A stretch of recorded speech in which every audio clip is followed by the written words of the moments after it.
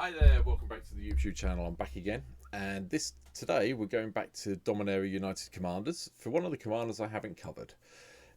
This one's a little bit different. I don't know, is it different? Not really. It's still a kind of what you'd expect to see in the colours of this commander, but the ability this commander has is quite interesting, and I've tried to build the deck around it a little bit and then have some backup cards that really help us get there so we get the benefits from this commander. So without further ado, let's talk about Xira, the Golden Sting. 1 black, red and green for a 3/3 flying haste legendary insect. It looks very much like a wasp. And when Xira, the Golden Sting, attacks, put an egg counter on another target creature without an egg counter on it. And when that creature dies, if it has an egg counter on it, draw a card and create a 1/1 black insect creature token with flying. Yeah! 3/3 with haste and flying for 4 mana is pretty good from my point of view. But we need to finding a way of taking advantage of having these counters come into play. Now, I can't find anything in Magic, and I'm probably wrong, so this is why I need your help if you're watching this video, of making counters do 2 effects. Okay, now I have found one way of doing it. That's not true. I have found one way, but I have to target something else, which I'll come to. But it's just an interesting creature. It's one of the more developed ones. Let's go with developed, shall we, today, and see how it goes from there. So here's the deck that I'm going to be playing, that I'm going to be using, and that I've built around this card. So just as usual, I'll start with the land and the ramp. We have the usual selection of lands. I've included Field of the Dead in this one and Fabled Passage. I'm back on that train again at the moment. And then there's just a lot of dual lands all the way through the deck. Rogue's Passage is in, Reliquary Tower's in, so we don't have to, when we're drawing the cards, we don't have to discard anything. Rogue's Passage, so we can make sure Xira gets through if we need to.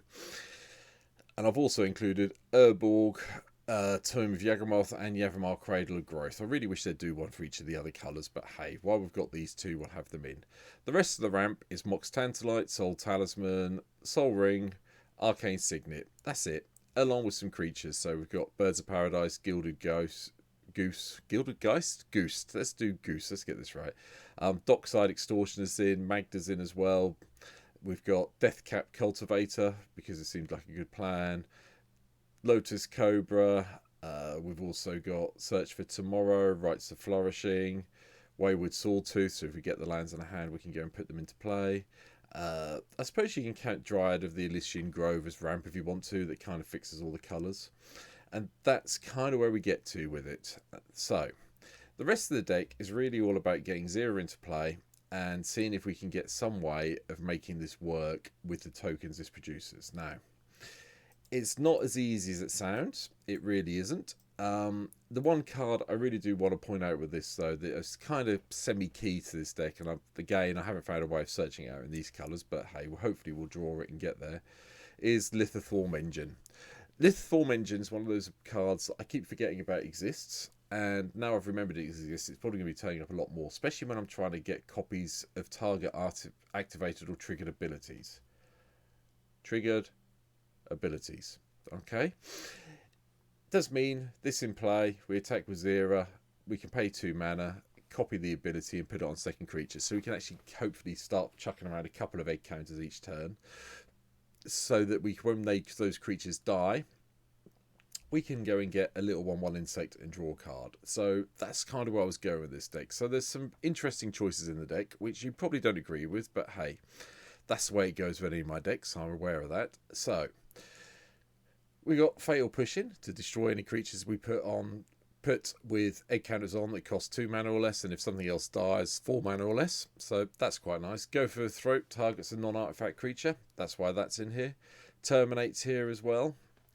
We've also put in Cheville, Bane of Monsters, because if you've got both in play, you can put a counter from Bane, a bounty counter from Cheville on it, and you can put an egg token on the same creature, kill it.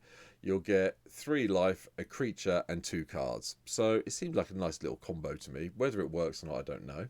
But it should work from my point of view. We've also gone with more of the Urborg Haunt. Menace, when it deals combat damage to player, return target creature card in your to the battlefield that's put there this turn. It's just a nice little menace creature, and that's why it's in here. I've chucked in, sorry, I'll go back through them in right order. Galea's Greeters is in, because we're going to be playing a lot of creatures, and we might as well try and gain some life or some treasure tokens to help us ramp a little bit as we go through the deck. Naturalize is in because I'm seeing a lot more. I'm seeing a slight uptick in enchantment decks. I've played against a few Goshen Tide decks recently, and I wanted some way of dealing with some of the artifacts they would be playing, so hence why I've chucked this in.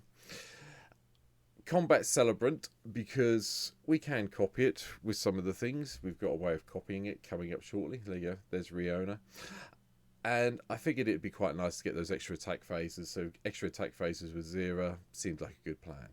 I've also included in this one mana cannons. We've got a few gold cards, not many, but the extra damage may come in helpful. And it also is a way of dealing with some of the creatures that we've put the old egg counters on to get the little bonuses from them. So hence why this is here. This may not be the best plan in the world. There are, like I say, there are a few multicolored cards. This probably needs to be in a more dedicated multicolour Jund deck, but this one I've decided to play it and just see how it goes. Like I say, we've got a few, so things will come up. Likewise, Beastmaster Ascension's in here. We are aiming to attack, and getting 7 counters on this and giving all our creatures +5/+5 seems like a really good plan to me when I was building the deck, hence why it's here. Bit of more ramp in the form of Growing Rights of Imhotep, so we can go and find some of the cheap creatures and then hopefully flip it and get the Gaze Cradle effect. I could have played my Gaze Cradle in this deck, but I decided against it to try and keep the cost down a little bit. Hornet Nest, because I quite got into this card. It gives us a nice lot of insect creatures with flying and death touch when it deals damage, and block something big with it, and you'll get a whole load of tokens, and you'll see how much your opponents don't want to attack you after that.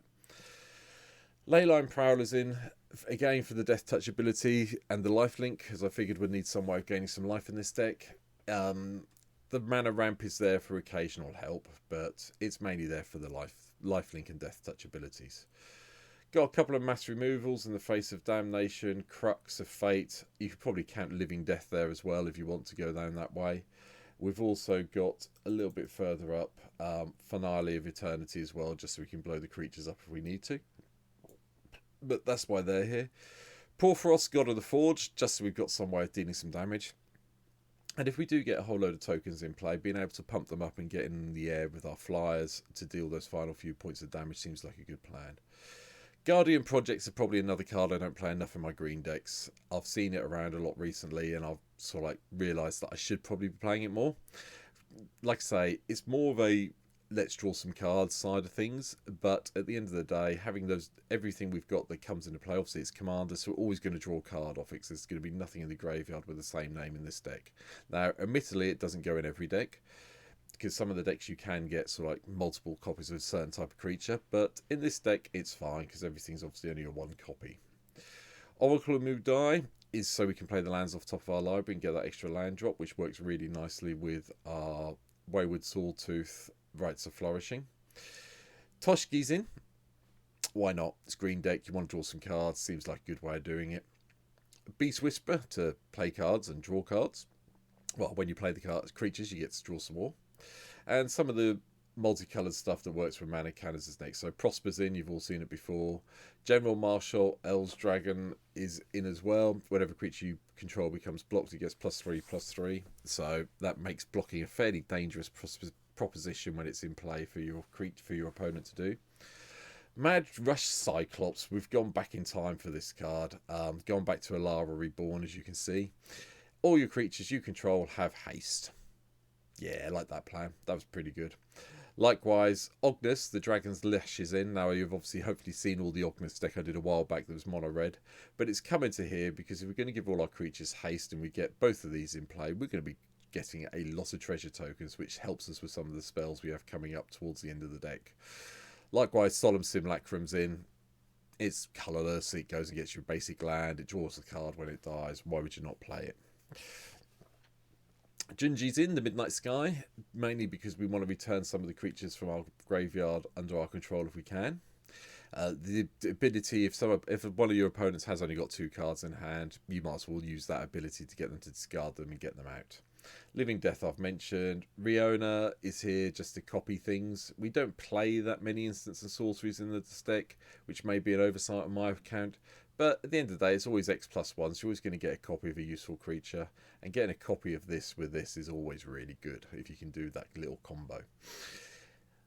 acidic slimes in, just so we can blow things up when it comes into play. Again, it combos quite nicely with Rione, because it means you can play this with Rione in play and blow up 2 things that turn, so that helps you out. Defiler of Vigor I've chucked in. I have got all the Defilers now. I don't think they're all in this deck for obvious reasons, but this one, because we need the green mana, and having the cast a green permanent spell, you put a +1/+1 counter on each creature, seems like a no-brainer. I'm expecting to see this card a lot more in green decks coming up as we get further into the format with Commander. Seedborn Muse, so I can untap everything to make sure I've got all the blockers in play I need. Verdurous Guildhulk to pump up the creatures we have coming in. Unnatural Growth to make all those creatures really big. Just remember to stack things in the right order when you're doing this, so you get the bonuses as things go along. And Wazzy, Necroria Queen. I think this would be quite good fun, just in this deck, just for a little bit more flying, trampling, and having the tokens come into play can be a benefit and give you some more targets, especially when you're chucking around +1/+1 counters, or you've got Unnatural Growth in play. It means all those nice little cats they may give, cat dragons they give you, could be 6/6s on the next turn they attack, which is nice. Grave Titan, because why not? I don't see a reason not to play this card. It's 6 mana. Yes, it's expensive, but we can get there with this deck. Likewise, Ancient Copper Dragon's another card. Hello, come on. When it actually decides to change. There we go. I like having the treasure tokens, which help us cast some of the stuff further along the deck as we get there. Combustible Gearhulk to help us draw cards and hopefully do 6 damage. That seemed like a reasonable plan to me. Mana Reflection, so when we tap our permanents, it produces twice that much mana, which, yeah, why not? It's nearly as good as Mirari's Wake, but this is any permanent, which makes it slightly better in my mind, so hence why it's here. I also included Storm the Festival. As you can see, most of the deck is 5 and under, so this seemed like a really nice way of getting a couple of permanents into play cheaply. And the flashback for 10 isn't that difficult with this deck, believe it or not. It may look more difficult, but it really isn't. Casualties of War to blow up all the things we don't like, including possibly one of the creatures with a nice little egg counter on it, which may help us survive. Broodmate Dragon, just because I want another Jund traditional creature to come in, and I chucked this one in, so that's why that's here. Wormcoil Engine is one of the best creatures I think that's been printed. Well, back in the day it was when it came out in Scars of Mirrodin. I still think it's a great creature even nowadays. It still turns up in modern decks. You see it in some of the Commander decks as things go along. And I cannot see a reason why you wouldn't want to play it in any deck you can fit it into where it fits in with the theme. The theme in here is really Death Touch, by the way, in case you hadn't worked it all out. Hence why we've got Hornet Queen up here as sort of like the biggest, the most expensive creature in the deck. Beyond that, we've got a couple of other things. Rise from the Dark Realms. We might as well try and get all the creatures at some stage and just win through that way of doing things. Likewise, Finale of Eternity does the same things as well. If we get it over 10, which I have never done yet, and I don't think I'm going to. Although, I've probably got a good chance with this deck due to the Mana Reflection. But it's just there for a real nice bit of mass removal if we need it. So, yeah. And finally, Genesis Wave. I haven't played it for a while. Genesis Wave is probably one of my favourite green cards ever. Just have that go off with a nice big X value and just get all those permanents into play. I have never complained about it at all. I'm not going to complain about it now, and I really do love the card. So, that's my take on Xira, the Golden Sting. I hope you've enjoyed being here for this little video. Please hit the subscribe button, hit the like button. Leave me a comment. If you know a card where I can do more of this that is outside of the artifacts I talked about earlier, where I can get more counters dished around, please let me know. And I'll see if I can fit it in the deck, or I can pick one up on MTGO and I'll get it in. This deck will be played on stream at some stage this week, probably Thursday night. So hopefully you've come down below. You've got my Twitch link down below. Come and give me a follow over there. Come and say hi when I'm streaming. I stream on a Tuesday and a Thursday, and most Sundays. This Sunday just gone, I didn't stream. I'll be honest about it. I was actually at the game day tournament for my local gaming store over here in Gravesend, the Mug and Meeple. I'm not sponsored by them in any way, but if you're in Southeast London, or down near Dartford, Gravesend, that area, Tunbridge, Sevenoaks, we have people come up from. Go and check out the Mug and Meeple over in Gravesend. It's a really friendly little store. And it's really nice, and it's right next to a pub, which is great for us in the UK, that brings food over to us in the shop, so it's fantastic. So there you go, a little bit of a plug for the Mug and Meeple. But that's it for Xira. Like I say, hit the follow button, hit the subscribe button, and hopefully I'll see you on stream soon. Take care, see you soon, bye.